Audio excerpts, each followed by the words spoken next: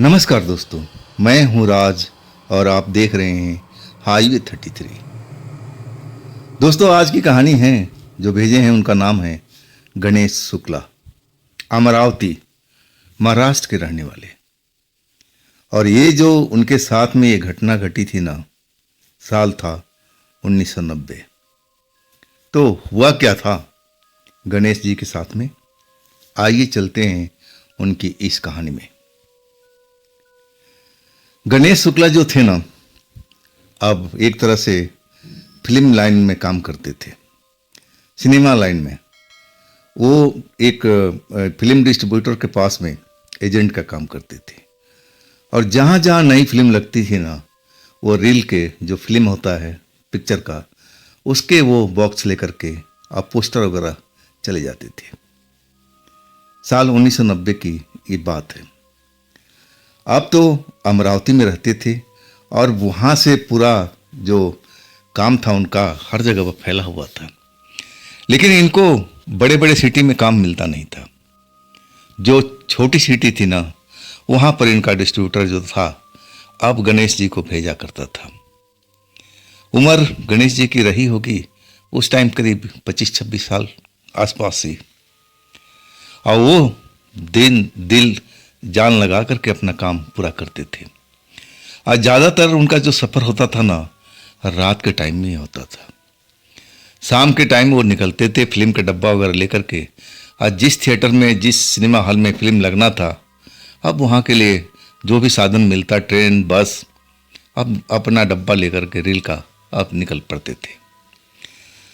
अब जो डिस्ट्रीब्यूटर ने उनको हुक्म दिया था कि गणेश शुक्ला, आपको जाना है अब छत्तीसगढ़, रायपुर के पास कोरबा एक जगह है, वहाँ पर किसी सिनेमा हॉल में अब वो नई फिल्म लगनी थी।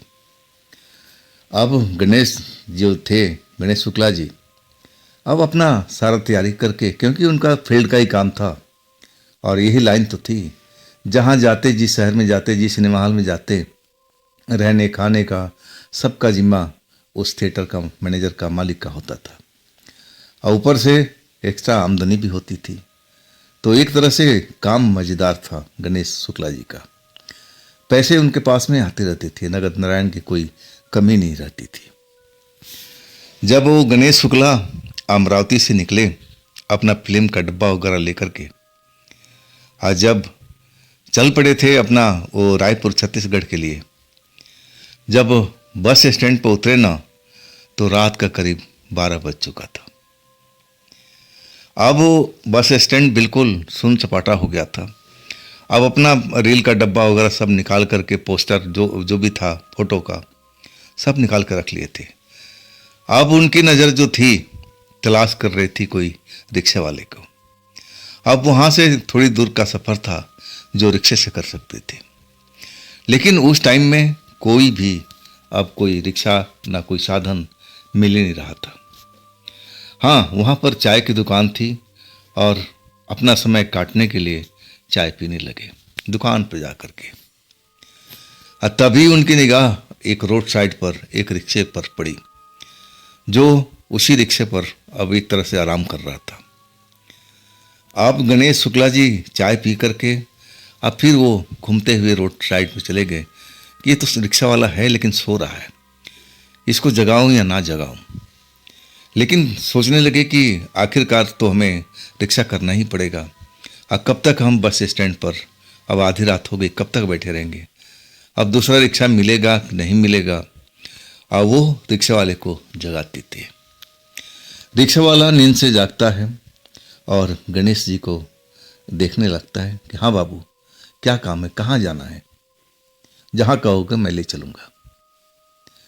गणेश जी बताते हैं कि देख भाई, मैं तो हूँ ही, अब मेरे साथ में सामान भी है, फिल्म का डब्बा है, पोस्टर है, वो सब लेके जाना है।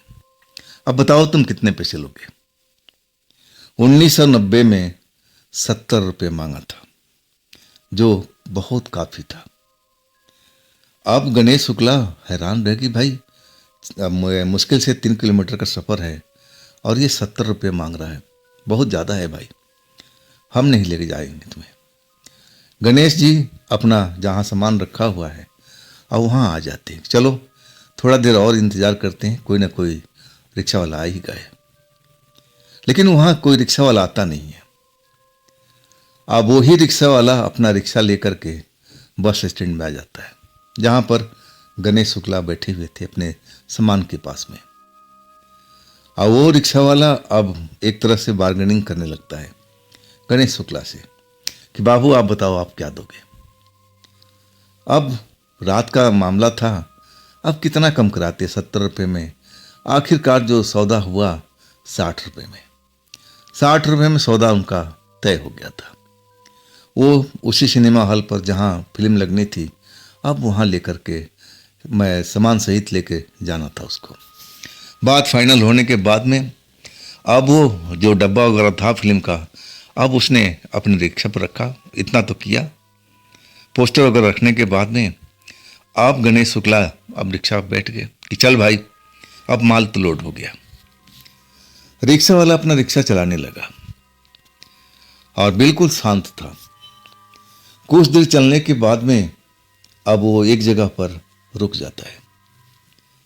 रुक कर कहता है कि बाबू देखो, आपको तो मैं अब आपके ठिकाने पे जो है पहुंचा दूंगा, लेकिन आपसे एक मदद मैं चाहता हूं।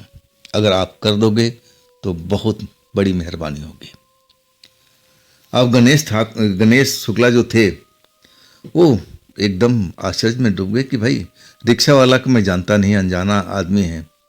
अब मेरे पास में फिल्म का रील है, नई फिल्म की पोस्टर भी है, और ये बीच सड़क पर अब रोक दिया है और बोल रहा है कि आप मेरी मदद कर सकते हो। अब एक तरह से गणेश शुक्ला जी थोड़ा सा डर गए थे कि रिक्शा वाला ऐसे ही दिख रहा था, दाढ़ी बढ़े हुए, अब बाल बड़े हुए, कपड़ा भी मैला कुचैला पहन रखा था और आंखें लग रही थी कि नशे में हो। बड़ी बड़ी सी आंखें और बड़ा अजीब सा उसका चेहरा उस टाइम दिख रहा था। गणेश शुक्ला जी डर गए, कहने लगे भाई अब मुझे आप छोड़ दो, इसके बाद में जो भी काम करना है आप करो, आपसे तो यही मेरा सौदा हुआ है ना। तब वो रिक्शा वाला अब एक तरह से गणेश जी को अब बात करने लगा कि बाबू थोड़ा सा हेल्प है, अगर आप कर देते तो मैं अब खुश हो जाता, एक तरह से मेरा उपकार हो जाता। बार बार रिक्शा वाला वही बोल रहा था और गणेश शुक्ला कह रहे थे कि भाई मुझे अब सिनेमा हॉल में छोड़ दो, अब हमें अपना सामान भी रखना है और देखो अभी सारा रात पड़ी हुई है, हमें आराम भी करना है। लेकिन रिक्शा वाला रिक्शा रोक करके अब गणेश शुक्ला से अब अपनी वही बात कर रहा था कि बाबू बस एक छोटा सा मदद है, मदद कर दो।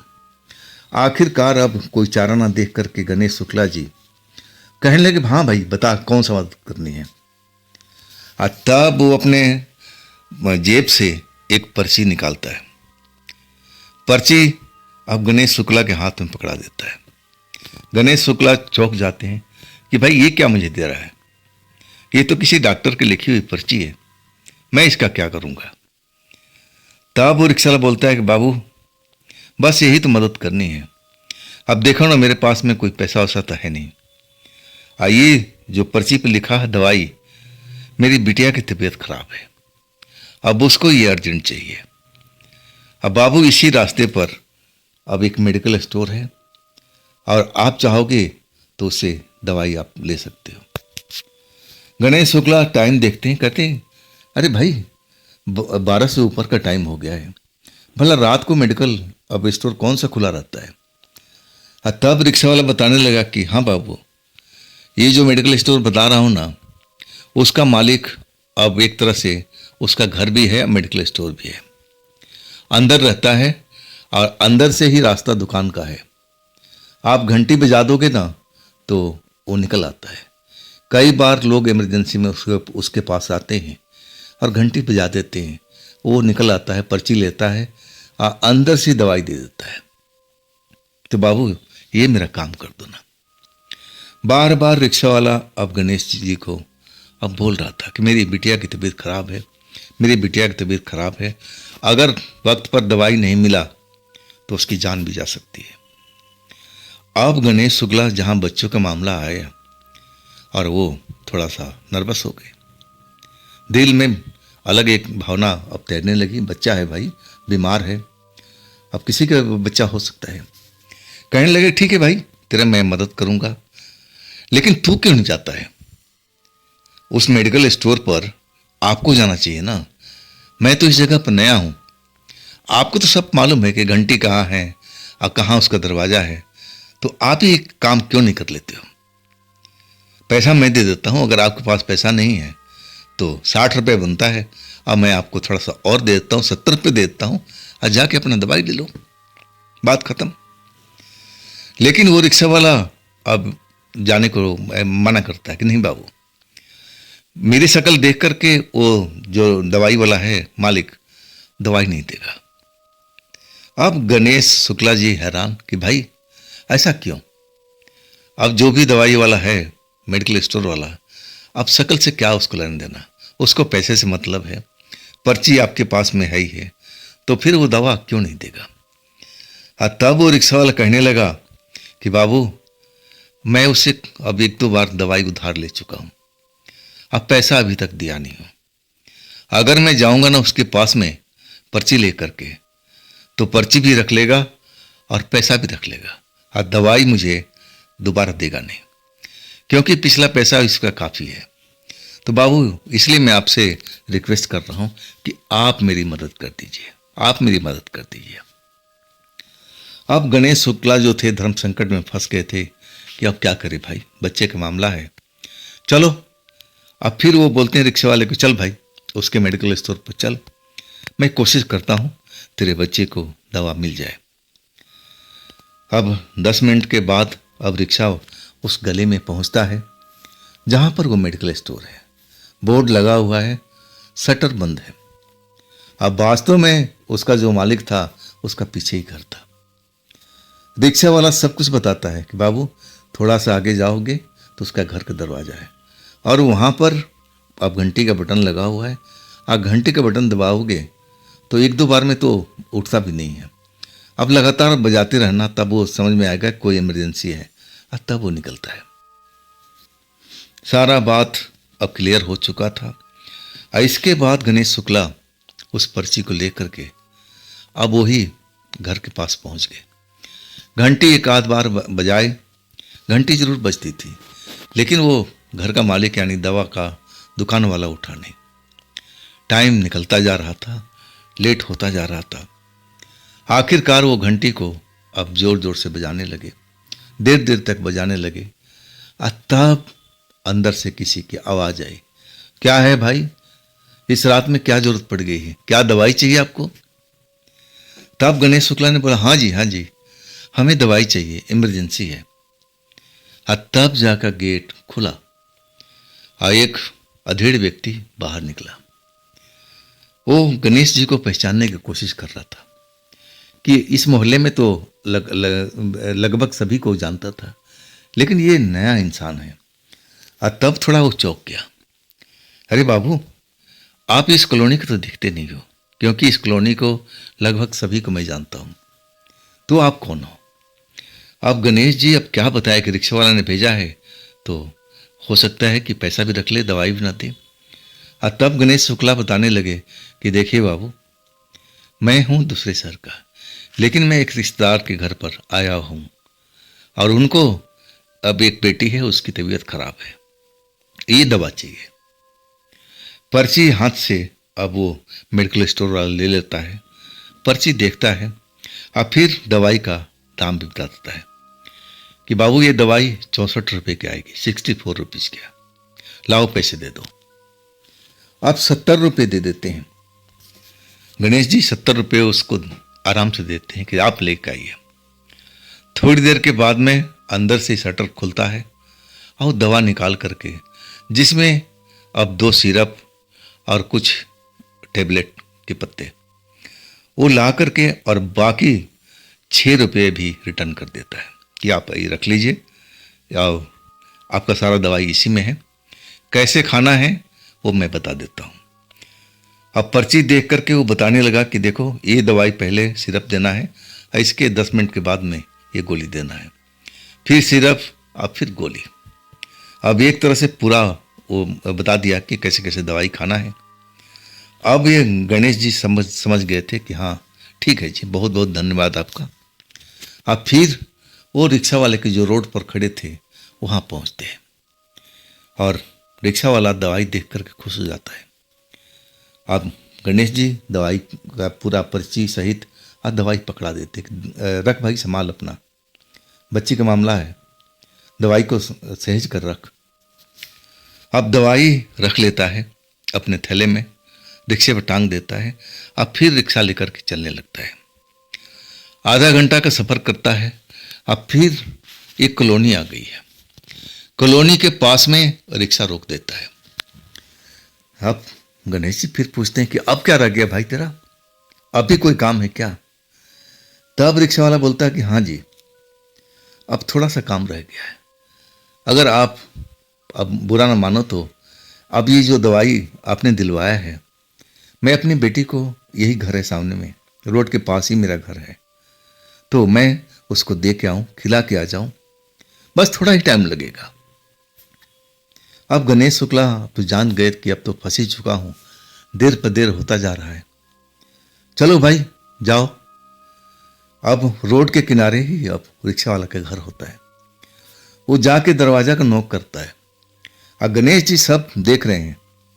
दरवाजा नॉक करता है तो दरवाजा थोड़ी देर के बाद में खुलता है। कमरे की लाइट जलती है, एक औरत निकलती है। अब फिर वो जो रिक्शा वाला है उस घर के अंदर में चला जाता है। जाने के बाद आधा घंटा के बाद वो निकलता है। जब निकलता है ना, तब उसके चेहरे पर अब लग रहा है कि सुकून मिल चुका है और आता है और गणेश जी को धन्यवाद बोलता है कि बाबू आपने मेरी बहुत मदद किया, आप ही की वजह से बिटिया को मैं दवा दे पाया। अब बिटिया मेरी ठीक हो जाएगी, मुझे ऐसा ही उम्मीद है। दवा मैंने खिला दिया जैसे आपने बताया था। अब मुझे उम्मीद है कि सुबह तक मेरी बेटी सही हो जाएगी। अब इसके बाद वो रिक्शा लेकर के अब सिनेमा हॉल की तरफ चल पड़ता है। आधे घंटे के बाद फिर वो सिनेमा हॉल पहुंच जाता है। सिनेमा हॉल में जब जाते हैं तो वहाँ तो सुनसान होता है। अब रात का 1 बज चुका है। चौकीदार को अब आवाज़ लगाते हैं गणेश जी। चौकीदार आता है, तब बताते हैं कि भाई हम फिल्म लेके आए हैं, कल से अब तुम्हारे हॉल में जो फिल्म लगेगी वही लेके आए हूँ। चौकीदार गेट खोलता है कि साहब आप ही कहते हैं, इंतज़ार कर रहे थे हम। अब फिर फिल्म के पेटी, रेल और जो भी सामान था, पोस्टर वगैरह, आज सब लेकर के रिक्शा वाला ही मदद करता है और उनको सही स्थान पर पहुंचा देता है। अब इसके बाद रिक्शा वाला अब गणेश जी को फिर शुक्रिया बोलता है कि बाबू आपकी वजह से मैं अपनी बिटिया को दवा दे पाया हूँ और उम्मीद करता हूँ कि सुबह तक बिटिया मेरी भली चंगी हो जाएगी। अब इसके बाद गणेश जी अब जहाँ पर रहने का ठिकाना था, चौकीदार ताला खोल दिया, अपने कमरे में चले गए। अब तो आराम ही करना था। सुबह जब मैनेजर आ गया, मैनेजर ने बुलाया। अब फिर गणेश जी पूरा सामान का लिस्ट दे दिए कि देखिए ये इतने पोस्टर हैं, ये फिल्म का रील है और ये थोड़ा बहुत जो भी सामान है ये है। अब 12 बजे से वो दिन के फिल्म नहीं लगनी थी। अभी वक्त था उनके पास में, गणेश जी के पास में। अब मालिक को, मैनेजर को बोलते हैं कि साहब मैं थोड़ा शहर घूम के आता हूँ और थोड़ा नाश्ता पानी भी करके आता हूँ, अभी तो 12 बजने में अभी वक्त है। अब मैनेजर मालिक कहते हैं कि ठीक है जी घुमाओ, अब वैसे भी आपकी कोई ज़रूरत नहीं है, हमारा तो काम अब चली जाएगा, बस आपको तो देख रेख ही करना है। अब इसके बाद गणेश जी अब वहाँ से चल पड़ते हैं। जो कॉलोनी रिक्शा वाले का घर था ना, अब वो पैदल चलते चलते अब वहाँ तक आ गए थे। आगे जाकर के एक होटल था साउथ इंडियन, और वहाँ बैठते हैं, वहाँ पर नाश्ता पानी करते हैं, चाय पीते हैं।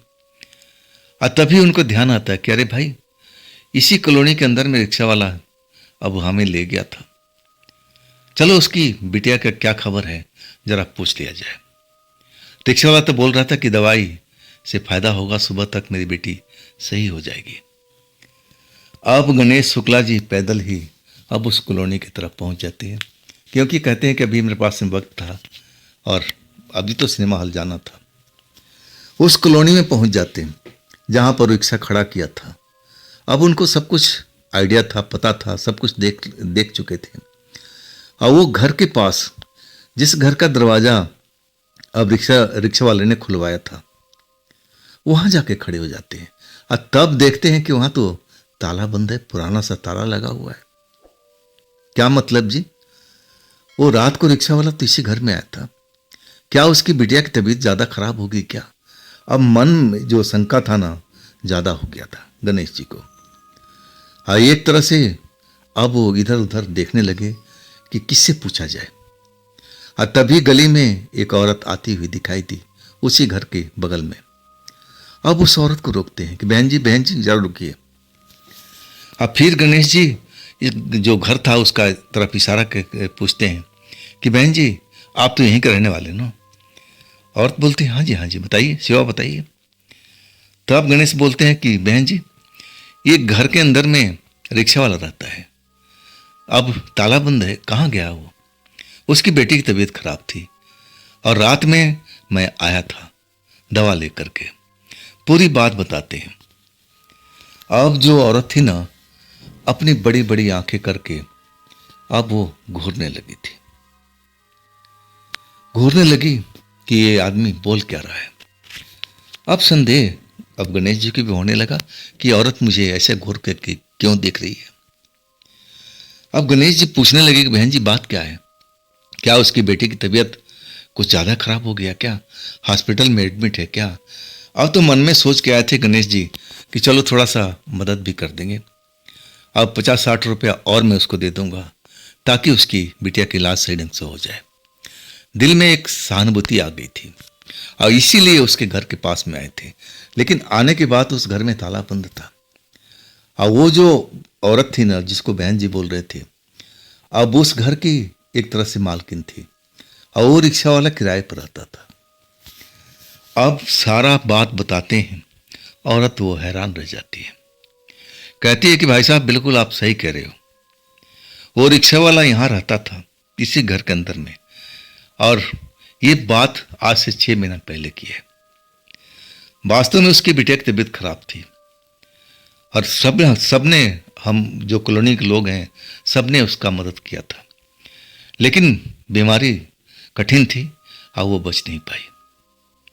और इसके बाद वो जो रिक्शा वाला और उसकी पत्नी अब एक तरह से बड़ा बेचैन रहने लगे थे, बिटिया की मौत को बर्दाश्त कर नहीं पा रहे थे। एक तरह से कहा जाए ना तो सदमे में आ चुके थे। अब घर में बैठे रहते थे, ना किसी से बात करते थे, ना कुछ करते थे। और इस तरह हफ्ता दिन बीत गया। अब फिर मेरे पास में आए। मैं जब पूछा कि हाँ बताओ, अब तुम्हें कुछ मदद चाहिए? और तब उस रिक्शा वाले ने बोला कि नहीं बहन जी, अब मदद नहीं चाहिए। अब देखिए मैं आपका घर खाली करके जा रहा हूँ, क्योंकि यहाँ पर रहूँगा ना तो बिटिया की याद सताती रहेगी।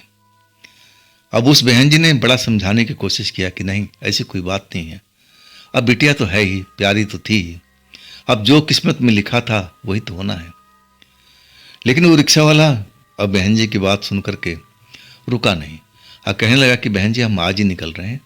और इसके बाद वो घर की चाबी दे दिया। अपने रिक्शे पर सारा सामान, छोटा मोटा सामान, ज़्यादा कुछ था नहीं, लोड करके पति पत्नी अब ना जाने कहाँ चले गए। कुछ दिन तक तो हमें पता ही नहीं चला।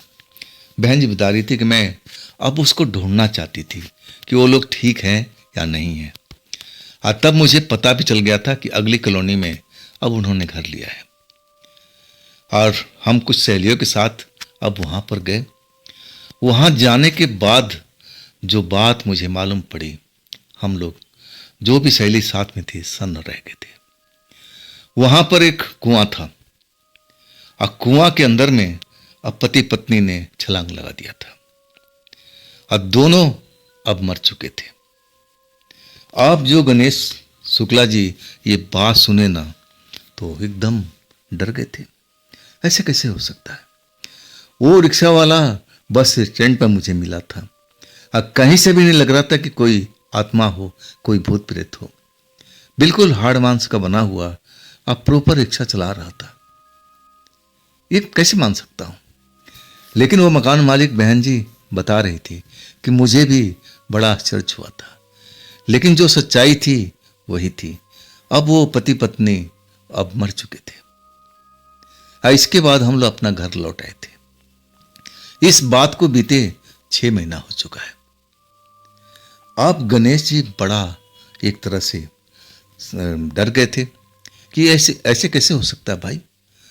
जिस इंसान के साथ में रात को सफ़र किया, वो अपने घर पर गया, दवाई मैं ला कर दिया, अपनी बेटी को दवाई खिला के आया, वो कैसे मरा हुआ इंसान हो सकता है। अब एक तरह से गणेश शुक्ला जी के मन में बहुत सारे सवाल थे और सवाल का जवाब अब उनके पास मिल नहीं रहा था। ऐसा ही सवाल था, क्या वो मरकर के आत्मा बन चुके थे पति पत्नी, और वो रिक्शा कैसे चला रहे थे। रिक्शा चलाने का अब मतलब क्या रह गया जब उनकी बेटी मर चुकी है और इसके बाद में पति पत्नी भी अब मर चुके हैं, तो ऐसा कैसे हो सकता है। अब इसके बाद वो बहुत अब एक तरह से इंक्वायरी किए, जिस कॉलोनी में उसकी जान गई थी, जिस कुएं पर गई थी, बात बिल्कुल सही थी। सब पड़ोसियों ने बताया कि हाँ ऐसे ही हुआ था। लेकिन आज भी गणेश शुक्ला जी बताते हैं कि जब मैं उस शहर में जाता हूं ना, अब तो बात बहुत पुरानी हो चुकी है, अब मुझे लगता है जब बस अड्डे पर उतरता हूं, ऐसा लगता है कि रिक्शा वाला वही बाहर खड़ा है और उसी रिक्शा पर सो रहा है, लेकिन वो मेरा आंखों का भ्रम होता है। अब वास्तव में वहां रिक्शा कोई होता ही नहीं है। तो दोस्तों, ये थी आज की कहानी गणेश जी की। ये कहानी आपको कैसी लगी जरूर कमेंट में बताइएगा। और दोस्तों, ये भी चैनल आप ही का है, तो इसको भी अपना प्यार दीजिएगा, लाइक कीजिएगा, सब्सक्राइब कीजिएगा, शेयर कीजिएगा, और मेरी नई चैनल पर जरूर जाइएगा राज की कहानियाँ में। उसमें भी अच्छी अच्छी कहानी मैं डाल रखा हूँ, तो उस कहानियों का भी आनंद जरूर लीजिए। फिर हम मिलते हैं दोस्तों कल इसी टाइम इसी चैनल पर। आप लोग अपना ख्याल रखिएगा। नमस्कार।